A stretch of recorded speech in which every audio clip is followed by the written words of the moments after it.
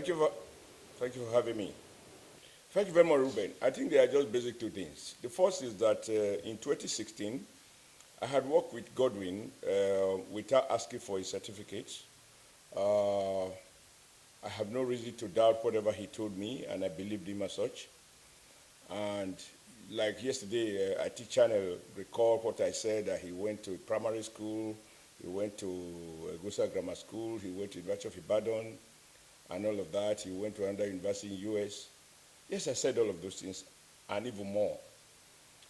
And after we had gone through the primaries and he emerged, the PDP went to court, among other things, challenging his certificates. And I then asked him, what was the problem? And he told me, oh, he misplaced his certificates. Subsequently, when we read the PDP claims, allegations in court, these are documents that are before the Federal High Court, PDP asked questions, how could you secure admission to University of Ibadan with 3 credits? History, religious studies, and geography. No English, no maths. Number 2, and you claim to have proceeded from 1973 when you finished from Egosa Grammar School to University of Ibadan. And they argue, and I believe correctly, that it is impossible to secure admission to Nigeria Premier University of Ibadan with 3 credits, without English, without maths. Number 2, he has to swear like every other candidate to affidavit, which was filed before INEC, and they attached the certified true copy from INEC. In that affidavit, Obaseki claimed that he finished from Egusa Grammar School in 1973, proceeded to University of Lagos of Ibadan, and graduated in 1976. However, he has misplaced the original of his certificate, and he attached a photocopy, again a certified true photocopy. And that photocopy says Obaseki graduated in 1979. So PDP said Obaseki lied on oath. And among other discrepancies in his certificate, all suggesting that Obaseki forged his document and that he lied on oath. Now, we got a team of lawyers, which was, our legal team was headed by Wole Oladimpeku SAN, and they rescued us by the fact that PDP filed their applications out of time. And so because the matter of pre-election are statute bar, by the time the PDP filed their cases, our legal team took advantage of those provisions in the law, and the case was struck out. That was how we escaped. Now, the question for you and for me is, given this fact, and given what we suffered in Bayelsa, and in the absence of any documentary evidence to the contrary, can we, in clear conscience, feed him again? Of course, the answer is no. Unless if PDP claim in court were false and that they cannot sustain legal scrutiny. But from the briefing I got from those who defended us, it was clear that we only escaped through legal technicality. So the case was not dismissed, the case was struck out because it was filed out of time. So that is one. Number 2, I did make promise, like every person, when you endorse someone, and this is where sometimes, I have challenges with our conversations. Not with you now, Ruben, by the way, by some other reporters. Everywhere in the world, you don't even have to be a politician to endorse somebody. And when you endorse someone in Nigeria, you say, oh, you are becoming godfather. In endorsing somebody, you will have to say why you think this man is better than the other person. I endorsed Obaseki because we had worked together. We sat down and I said, we are not going to do token project. We are not going to spread our resources thinly, such that we will not make impact anywhere. We are going to give you the very limited resources we have. We are going to have to prioritize and ensure that we design projects that are durable in terms of infrastructure, in terms of education, investment in teacher training, and several other things that I think are a precondition for sustainable growth and development. Number 2, we must open up the rural areas. If you play back my tapes several times, I said, what rural people need is not our tears of sympathy, emotion, wallowing in self-pity. What government must do is to open up the rural areas, not through what I call standard roads, because to be rural is not to be inferior. And we constructed standard road across several local governments in Edo State. I cannot think of any local government that did not benefit from standard road. And of course, we made massive investment in the flooded Benin City, because we got studies that suggest that unless we deflood the city, create major drainage, reclaim the moat, Benin City will sink. With more and more rains every year, the problem of flooding can only get worse. And on the basis of these studies, we established that we have about 21 basins in Benin. And we saw that Benin was an area you can't go during rainy season. And we started in earnest to invest and reconstruct, deflood the city and all of that. And at the end of the day, we are able to create what everybody can see: the airport road, 6 lane, Oba Market, 6 lane, Siloko Road, 6 lane, Upper Siloko up to Channel 5, 6 lane. We expanded the Akpakpava Road, created drainage under it, created sidewalk, and we decided as a matter of policy. But the problem of Nigeria is that when we travel abroad, we go for shopping, we see good things, we are happy, but as we are coming back home, all that we bring back home is the shopping bag. The ideas, the things we see, we don't come back with them. There is nowhere else, Ruben, where roads in a city with huge population are constructed without sidewalks. You do not have a city where at 6 p.m. people are expected to go and sleep because there is no street light. And so we decided there are standard things we must do, and we do them so solid that we don't need to go back and be repairing the roads every 5 years. And I'm proud that even the road we constructed 10 years ago, you still won't find any potholes there. And these are things that we discussed. He was my advisor. And the way I worked then, all of these were subject to extensive debate in our State Executive Council. We agreed to make massive investment in rebuilding our public schools. Because what has happened over the years is that successive government divest from public education. In fact, I used to say they privatize it by default. So if you want your child in a beautiful school, you must go to a private primary school, a private secondary school, and even a private nursery school.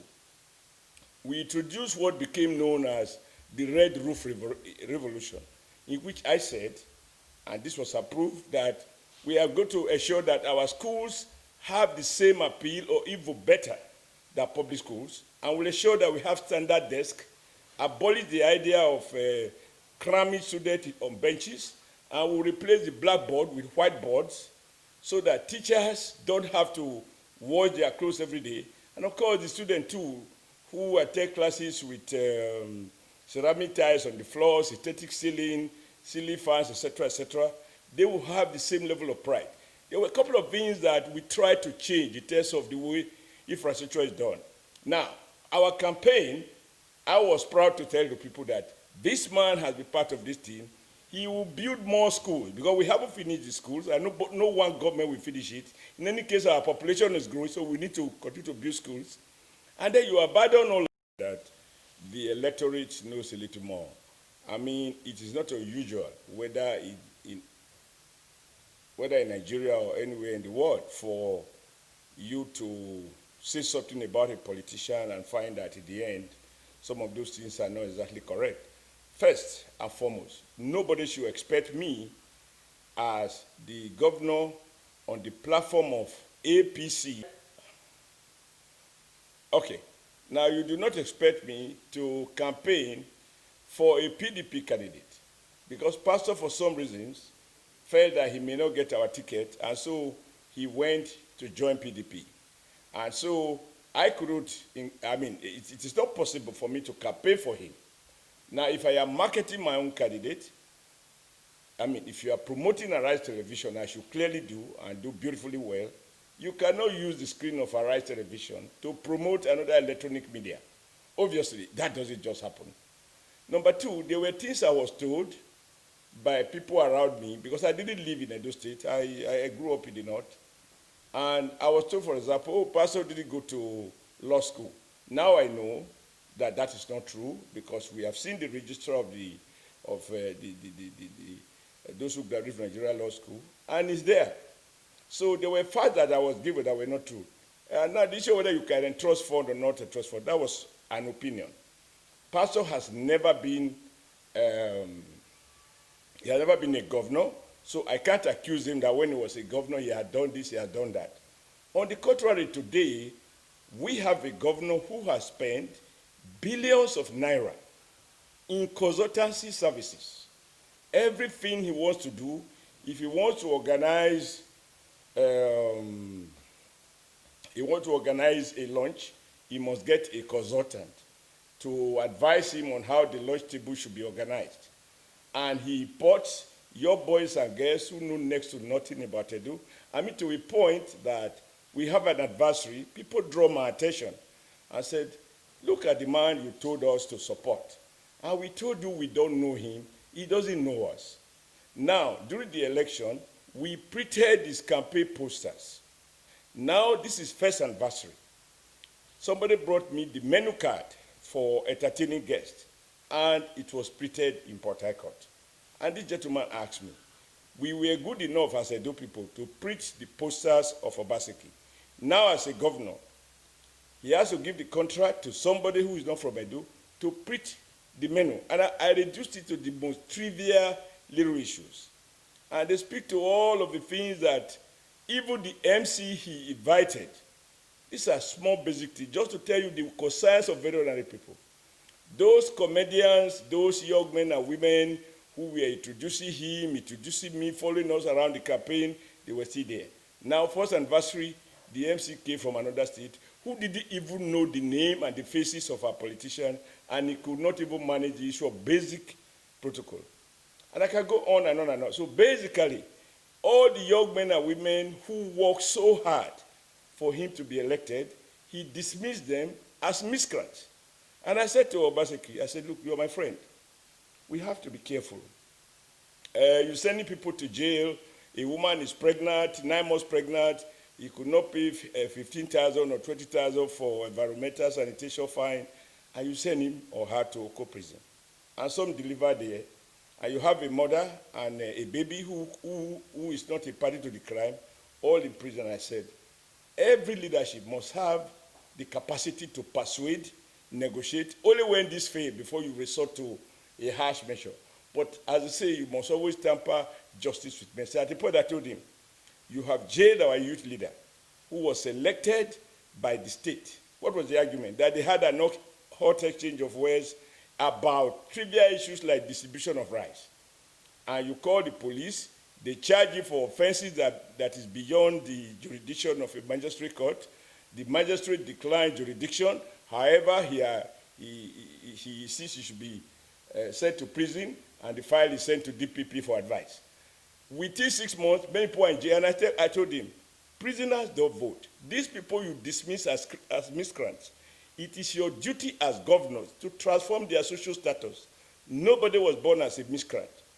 And I reminded him, if you see him talking about Lagos is not Benin or Edo, and so on, I say, there are good things in Lagos that I admire. When I was president of the NLC, the guys who helped us to ground Lagos were what you call the area boys. You have many of them at Ojo Elegba runabout. Many years later, between the tenure of Tinubu, Fashola, and now Sanyalu after Ambode, you will find that those bridges are now gardens. The area boys have become area workers. That is at the heart of governance, transforming the status and the standard and the well-being of the people. You do not dismiss your citizens as miscreants. This I was telling him privately, and I'm sure you will agree. At no time will you see me on television saying these things, because he is our candidate, and I have a duty to advise him quietly, even if I wasn't a leader of the party. Apology has been overemphasized. If you write a referral to an employer, telling the employer that, this employee, I'm introducing to you, he's an honest man, hardworking, productive, reliable, loyal, And then a few years down the road, the employer draws your attention to the fact that this guy is neither competent nor is he loyal, and he lead evidence to show that he has mismanaged the equipment put under his care and is churning out inferior products. Now, because you did write a reference, you simply tell the employer, I'm sorry. I don't think you want to take it beyond that. Apologies to Edo people were just to say, in endorsing this man, I had made the assumption that being part of my administration, that he will sustain. If you play back, talking about what people say, I think we have to have a holistic playing back. The day Obaseki was sworn in, he spoke glowingly about the solid foundation that my administration built, established in Edo State, and that he was going to build on it. What was this solid foundation? It was solid infrastructure in both the urban and rural areas, and massive investment in education and in healthcare. Now, if you listen to Obaseki yesterday or a few days back, he will talk about Edo was just like as if we were already in a valley when he took over. Nothing happened until he came in. I think you also need to hold him to some of those statements. But more importantly, I think Edo people recognize that I'm human. I assume, and there was a basis for that assumption, because he worked with me. Now, someone worked with you, and he appeared to believe in what you are doing, particularly when Edo people own up to those projects. There was a sense of ownership from the Oba of Benin to the ordinary street man in Benin and the elite in Benin to Eastern Central, Edo Central to Edo North. There was unanimity about the quality of my stewardship. And there was no better evidence of this than the fact that in 2012, in my second term, I won in all the 80 local government areas, scoring 76.4% of the total vote cast. So that was a huge vote of confidence. And I believe that anyone who has worked with me, having seen this political dividend arising from our stewardship, he will continue from there. Now, I never sent anybody to jail. If we did jail people, they were armed robbers, they were kidnappers, or they were murderers. I did it for political reasons, send anyone to jail because we have political disagreement. Number two, I work hard to empower very young people. And I want to say, with all humility, that to my credit, I can point at those who were doing virtually nothing, who today are homeowners in Edo State without stealing public funds. Government has to create environment, enable environment for citizens to prosper. Now, when you see a governor saying, how can this man have this hotel, this one have that hotel, that one is not a professor, so you are envious. Now, you have a governor that goes to court to say that and this is why it is very easy. Obaseki cannot even win he can't even win his own local government. That an Edo man, in this particular case, a Benin person, who was appointed as chairman of NDDC, because he didn't like his person, he protested to the president that the person was not, it is not the turn of Edo people to produce the chairman of NDDC, which Edo has never had since the inception of the organization, as well as a commissioner in the commission. Those two jobs have been lost. And why the Oba of Benin, who everybody in this state respect, did the letter thanking the president for appreciating Edo people and making one of his own sons as chairman, his own governor was doing petition, co-signing with other PDP governors, saying that he does not approve of it. And today, Edo has lost those positions. There is no way you are going to talk to these Edo people that this man mean well for the average Edo man. Godwin in the last election, because this is not just about forecasting, you have to look at past. I delivered in 2016, 2019, I warned Governor Obaseki that the way he's spending his time fighting people threatening to crush. You saw him yesterday saying that he has immunity, he and his deputy have immunity, and therefore they are the only two people who are above the law. Anybody who does anything that irritates him, he said he will arrest. When you talk to people like that, people are not stupid. Although people are politically enlightened. And today, Benin, when it rains for 10 minutes, Benin is completely flooded. Today, when it rains for 5-10 minutes, Benin is completely flooded. The street light that we established, but don't forget I said, we agree that our roads should be standard road like we see everywhere in the world. And you go to Benin, don't take it from me. Every road I constructed in the heart of Benin City, whether it was dual carriageway, 6-lane road, they always have sidewalks, complete with drainage that flow into particular destination. We constructed 14 kilometers of massive primary drain into which the secondary drain will empty into in order to protect those roads. Now, this project he abandoned.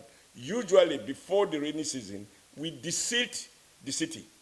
We deseat all the drainages so that when the rain starts, people don't have to experience the kind of problem they are experiencing now. All of this he has abandoned.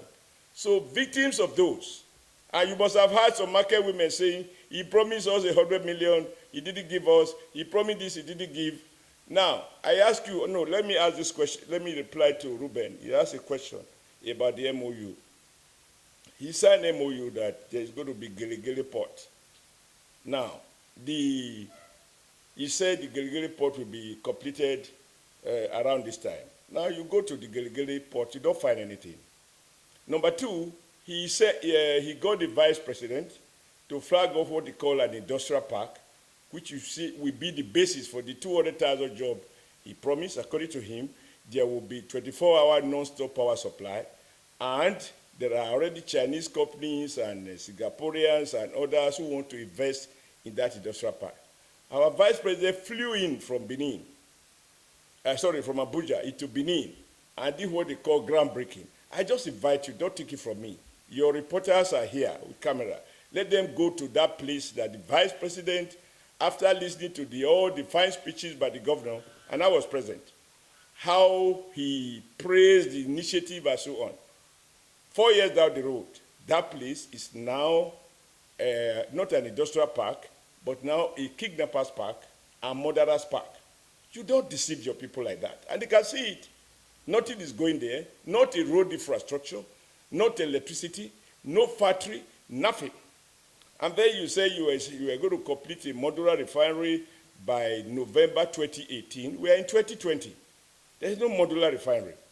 And there are several other things. Now, this is very important, Ruben, to understand why Godwin will lose deposit. The Ogbemudia College, New Era, which I rebuilt and named after our late elder statesman, Dr. Osagbovo Ogbemudia.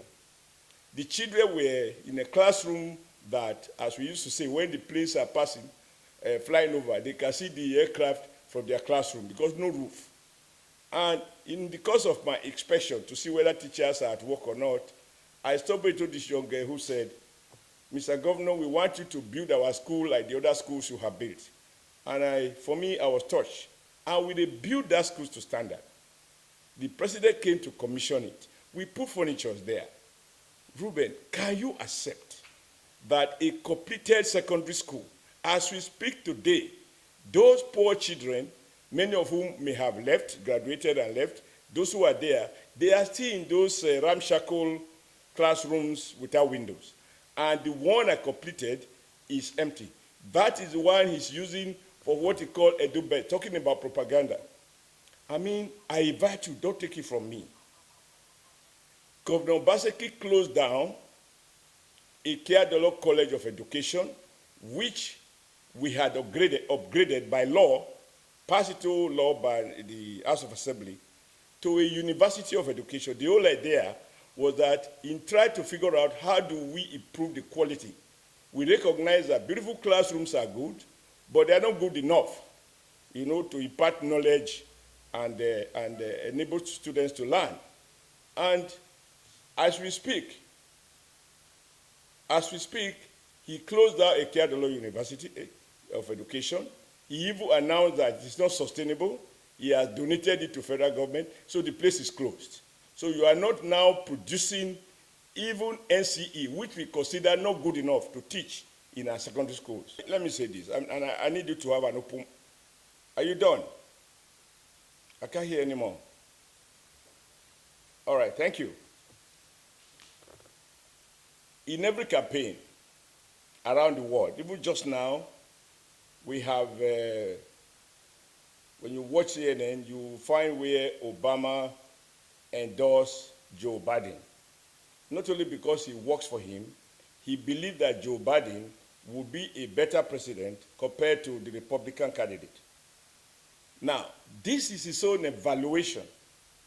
And I'm sure, depending on the forum and the amount of time he has, the amount of details he wants to provide, he can go on and say X, Y, Z that Joe Biden will do and is capable of doing, and what Trump will not do.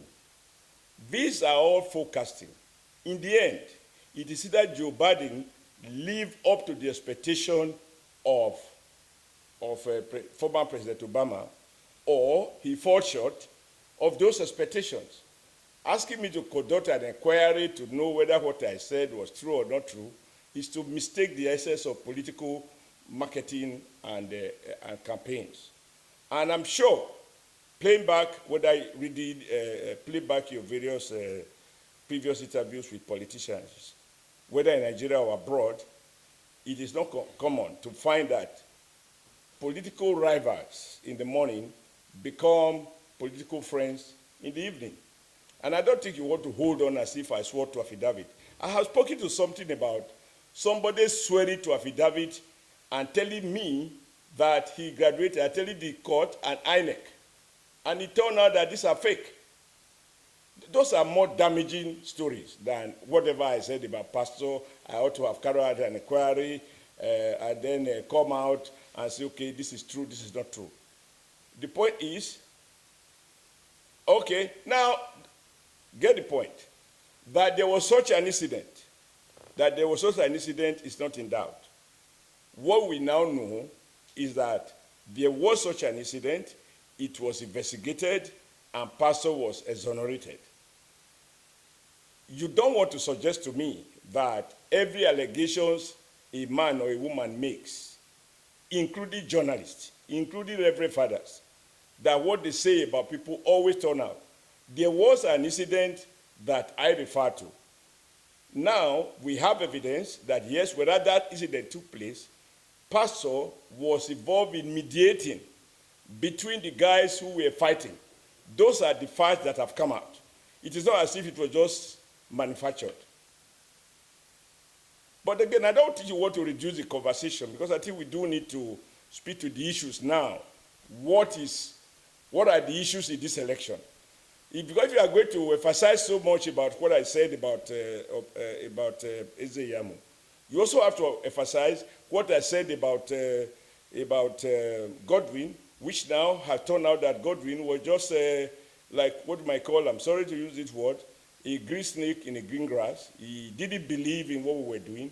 He didn't accept those standards of job we were doing. I mean, I saw earlier you were discussing Azura Power Plant project.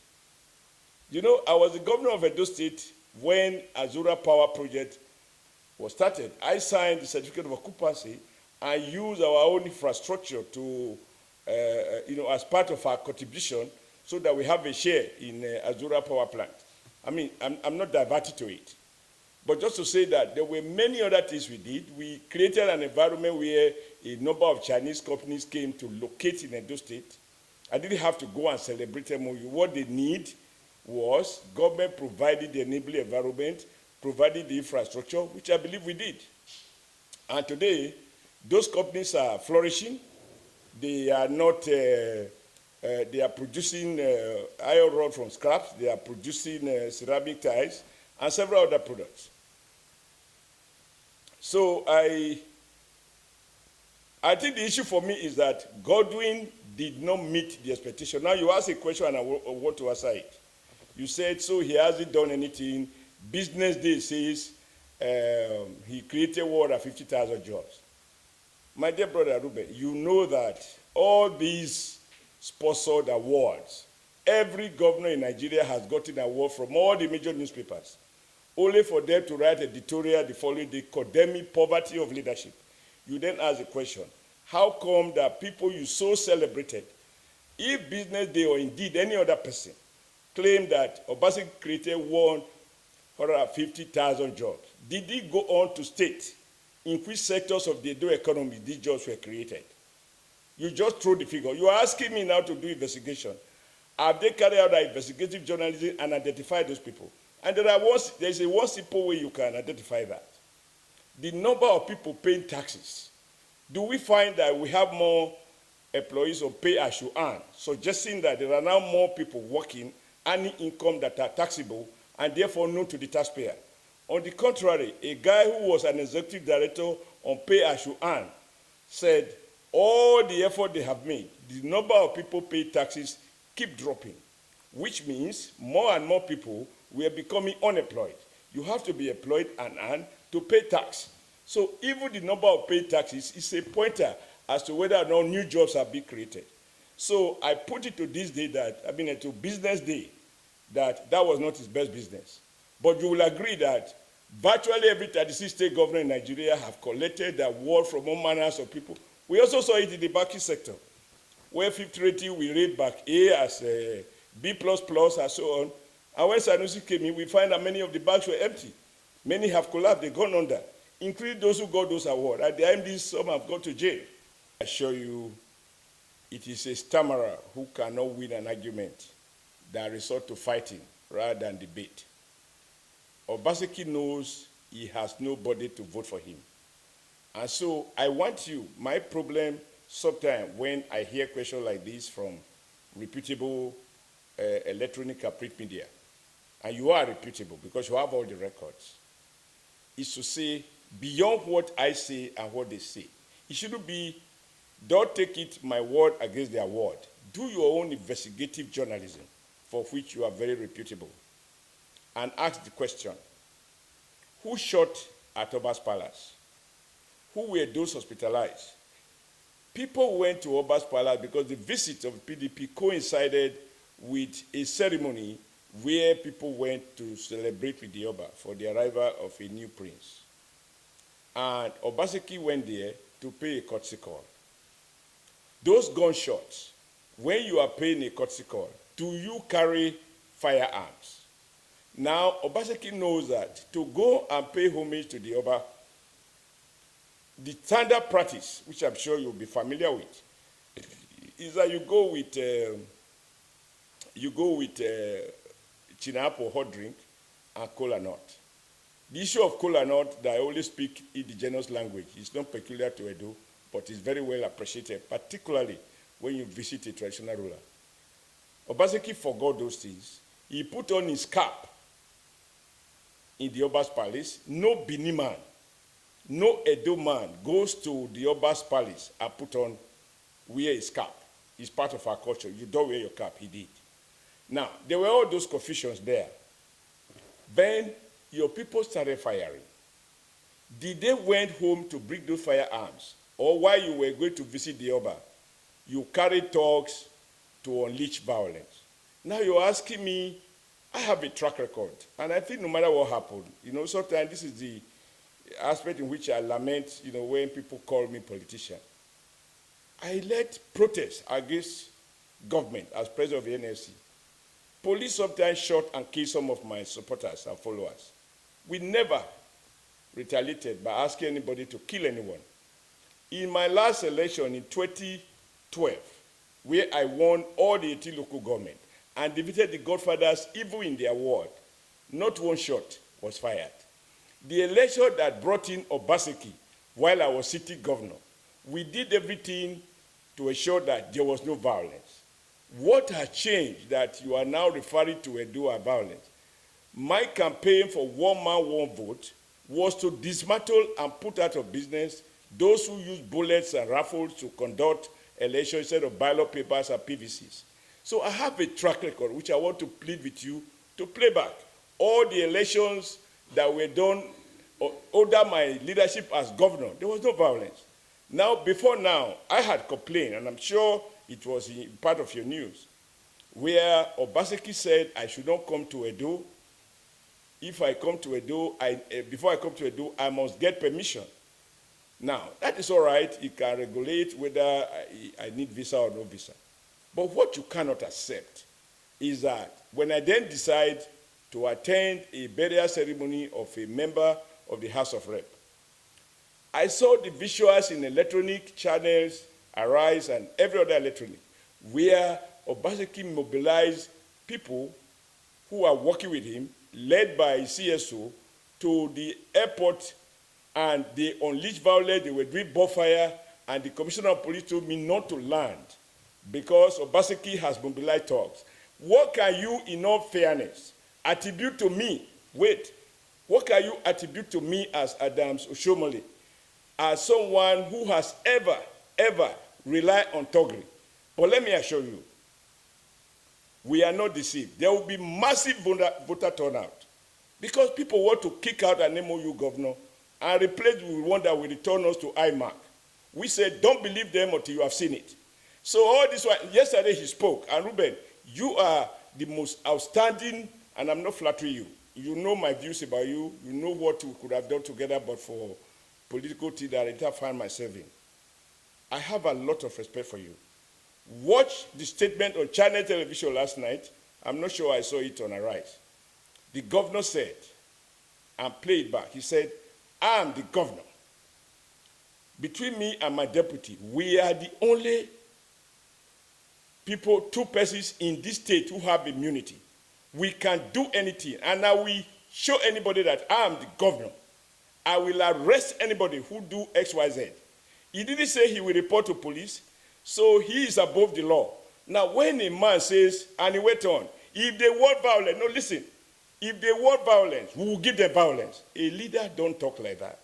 All he should say is that those merchants of violence, I'm pleading with them, whether they are in my party or they are in another party, they should take it easy. We don't need blood. We need ballot and PVC on election day. When a leader on television say, we will give, and they were clapping, fire for fire. Now, he is preaching violence. But I say those who preach violence, I pray that God will neutralize them. He will neutralize their weapon. There will be free and fair election, and there will be massive turnout. This question is unfair. I am not seeking election. I am not on the ballot. Wait. Yeah, because you are indirectly trying to make me the issue. I'm not the issue. I have a right, like you have a right, though not through an institution of the media, as a Nigerian, to have a preference. I have expressed my preference. Now, you should ask me what I think this person will do. To say what two of us will do is to mislead the public into thinking we are going to have two governors. There's only one governor. And we have explained the gentleman, Pastor Ize-Iyamu, on his own, even without any consultation with anybody, and this is the truth, even me, I never saw have any discussion with him, but he has lived in that state, and he has come up with what he called simple agenda. He has presented it by himself to the Edo public. He has explained to it what it represents, and he has spoken to how he will get it done. On the contrary, I also want you to play back Obaseki's speech during the day he flagged off. He said, I'm going to come out with my programs later. Now, gentlemen, do you launch campaign first before you tell the people what you will do later? He always say he will take Edo, he will make Edo industrial hub, magical transformation, without asking the question, how? How is the most important thing Nigeria politicians must be compelled to address. Don't tell us you are going to create air conditioning on our federal highways and local highways without telling us how you are going to get it done and how you are going to fund it. Play back, and this is important, that Obaseki, as a city governor, launched his second-term campaign, and on that day he said, I will later come out with my program. Which one should come first? So on the basis of the simple agenda of Pastor Ize-Iyamu, it answers the question that you are talking about. And please, this election, I am not a candidate. and I'm not doing anything outside the ordinary, if somebody can come from Port Harcourt and support and endorse Obaseki, somebody can come from Delta and endorse Obaseki, somebody can come from other part of the states, or in different states, from Sokoto and endorse Obaseki, without even saying what they will do. All they were talking that day was Oshiomhole Godfather, Oshiomhole Godfather. Now, none of them spoke to the issues that matters to the people, namely, will you build more schools for our children? I'm very proud, my comrades on Arise. Before I became the governor of Edo State, Edo used to be notorious for exam cancellations in our WAEC. Sometimes 30,000, 40,000 cancelled. We changed those guys out of Edo State. Edo become a place where you pay and get the marks you want. By the time I left, from a position of about 26 on the ladder, we came down to 3. The third position in WAEC and second position in NECO. Those shows that our investment in education was working. Pastors spoke at a forum that they will build more schools, more primary schools, more secondary schools, because the basis for upward mobility and sustainable development is skill acquisition. You cannot skill a man who does not have basic education. So I believe that he understands what the challenges are. He lives in the state. He's not like Obaseki, who came from Lagos to do what he did, and he's going to go back to Lagos by the grace of God on November 12th. I'll continue with his stockbroking, which in any case, as I know now, even that one collapsed. He was bankrupt. Go and check the record of Afrivest.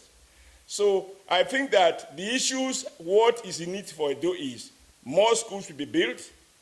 The schools he closed will be reopened. We will return to standard roads with drainage and sidewalks. The street light will be back at night. And of course, it will give support to the police and the security agencies, tools to work. Check it out. I know you are skilled in investigative journalism. How can a governor buy second-hand e-locks and give to the police? You have a police force that is completely demobilized. And you have increased our security vote by 100%, from an average of 3.5 billion to 7 billion. And yet, the Edo has become a kidnapper's den. I think what pastor wants to do, which he formulated, is not written for him. If it is written for him, you will say, are you sure he believes in it? On my honor, I tell you, I did not consult, nor did he consult with me before he came out with his simple agenda. It is the product of his brain. Having lived in the state, and having been part of APC, and having worked with me before he left, he is familiar with the challenges.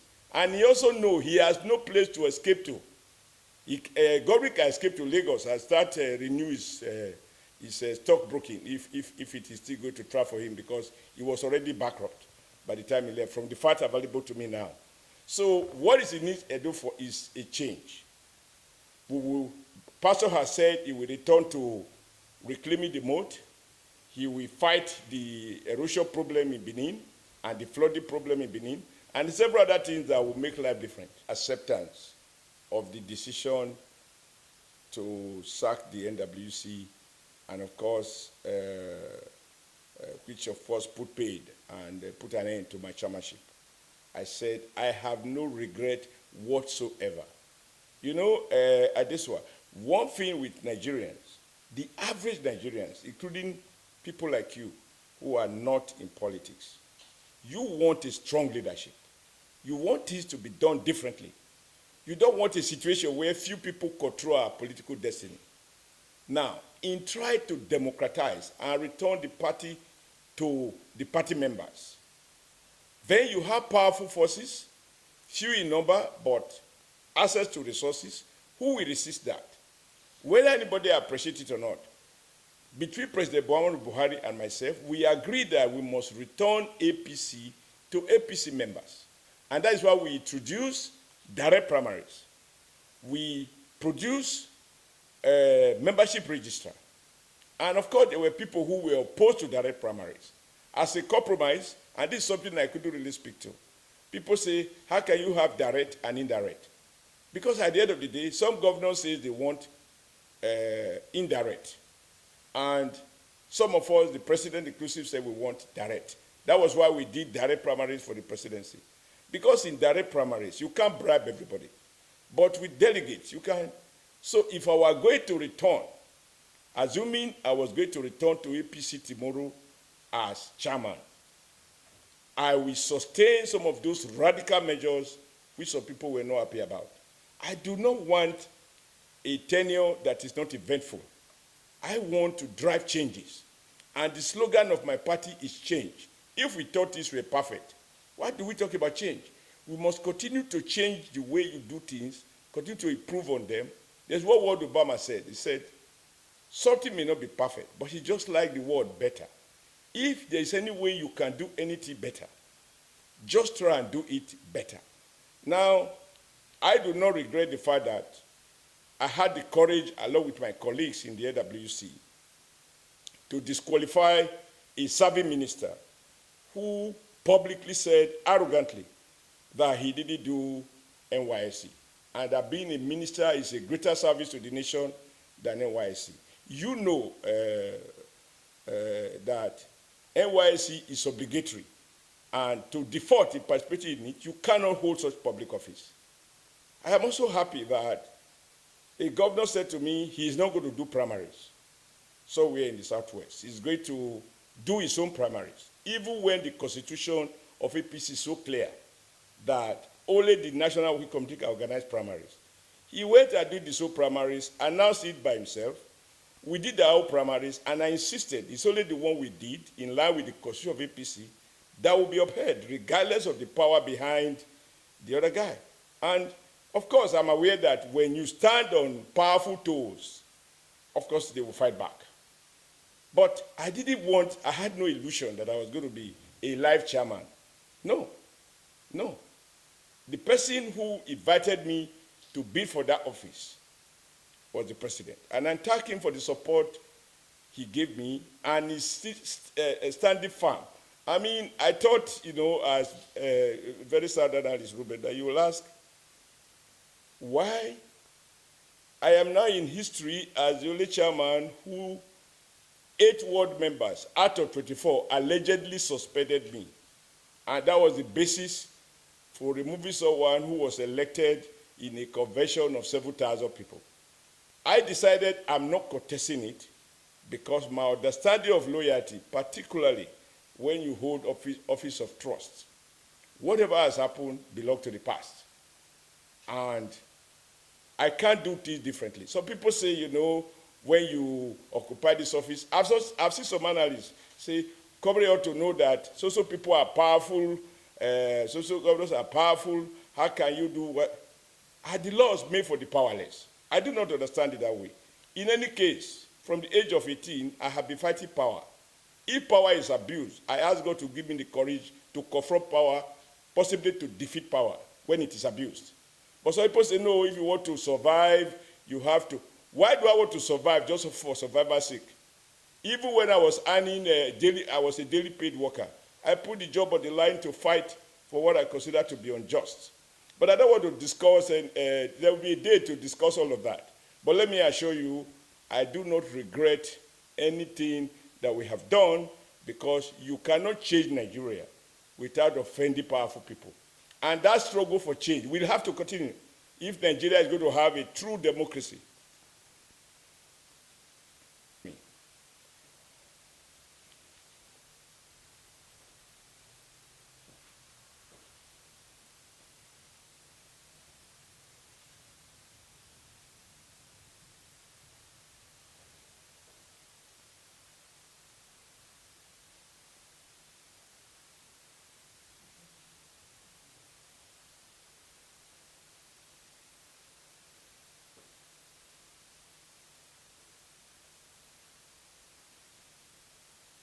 Thank you so very much for having me. Yeah, I enjoyed it.